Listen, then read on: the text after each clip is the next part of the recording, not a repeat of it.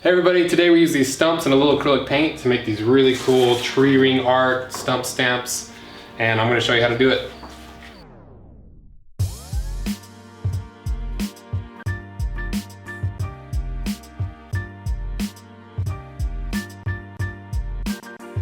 I also did a bunch of different prints out of all these different logs, so watch to the end of the video where you can learn how to win one and also win an Amazon gift card.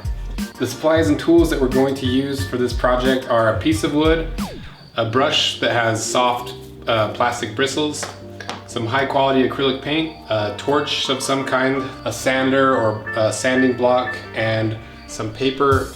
We're going to be using some more tools in the video, but this is the bare minimum tools you need to do this project. We'll make a list in the description of the other tools that we used. First thing you need to do is find a stump or a branch or whatever size of tree you need to fit whatever piece of paper you're going to be doing it on. But for ours, we're going to use this big stump we found in the backyard. You want to make sure that the stump is not wet, because when you try to burn it, that moisture is going to prevent it from giving it the texture that you need. You also want to make sure that it's somewhat level, because that's going to save you a lot of time in the long run when you're trying to level this thing off and get all the deep grooves out of it. For instance, on this side, you can see whoever cut this cut it out unevenly, and so you've got this big ridge that you'd have to sand off or cut off, and that's just a lot of extra time that you're not going to want to do.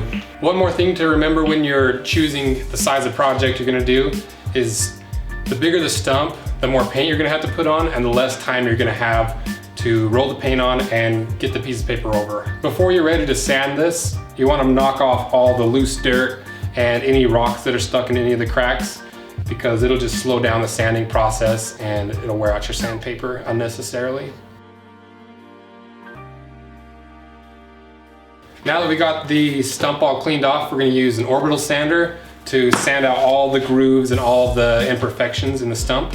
And anytime you're going to use a sander, make sure you wear your eye protection, because any little rocks or any chunks in here could potentially fly out and hit you in the face or the eyeball. You don't have to use an orbital sander. You can use like a sanding block or sand it by hand. Now that we've got the log nice and flat, we're going to take a torch. This is just a Harbor Freight propane torch. I'm going to use my acetylene jeweler's torch just because it's a lot faster. But what we're doing is we're going to take the torch and burn the wood, and we've done the same technique in a couple of other videos. I'll link them in the description and at the end of the video if you want to check those out. But what we're doing is burning it so the soft grain in the wood burns faster than the hard grain, and so that gives us the nice rippled pattern, so that when we put the ink on and we lay the paper, that's what's going to give us the nice rings that you see in the finished product. Once you've got it all burnt like we have here, it's all turned to charcoal and it's nice and black. You're going to take a wire brush and hit it nice and lightly until you get all that charcoal completely removed from it. And we're going to burn it one more time after that and then print it. After burning it the second time, I noticed that the brass brush that I used was a little too rough. So this time I'm going to use a plastic bristle brush. If you do this, just make sure it's cooled down enough that it's not going to burn your bristles when you scrub it.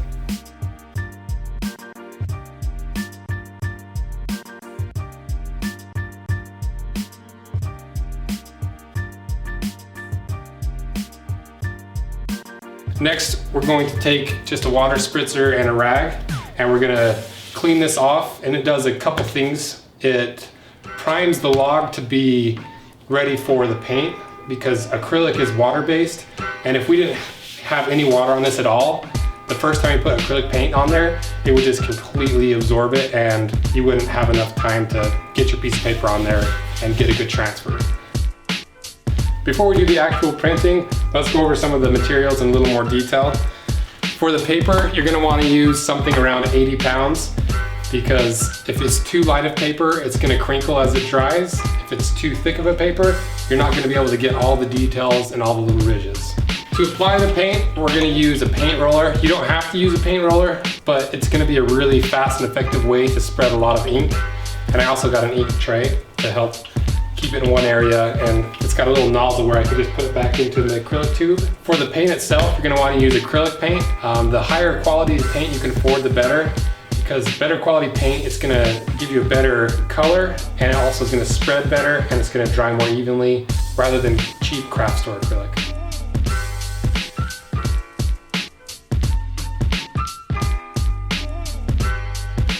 First thing we're going to do is take our roller and roll it around the ink, get it nice and covered, and then you're going to slowly cover the entire area of the stump with the ink. You don't want to put tons of ink into it because you'll get big splotches if you do that. Just hit it nice and lightly. With high quality paint, it's not going to dry within a few seconds. It'll be a minute or so, so you don't have to worry about it drying really fast.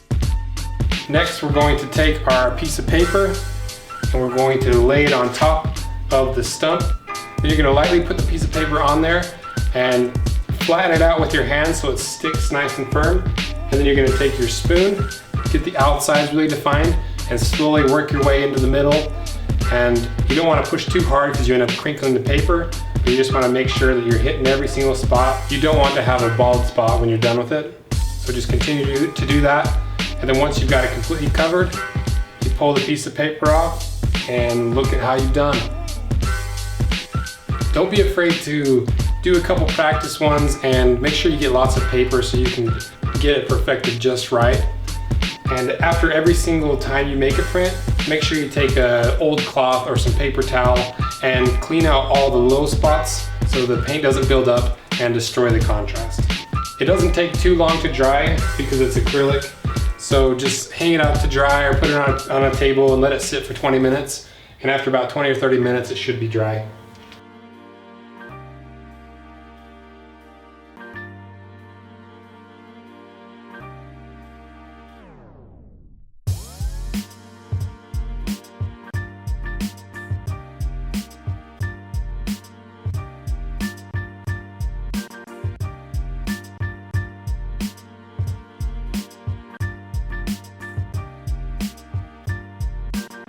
I had a ton of fun doing this project, and I did a bunch of different logs, and I also wrote down a bunch of tips and tricks that I didn't include in the video to kind of show you guys and talk about.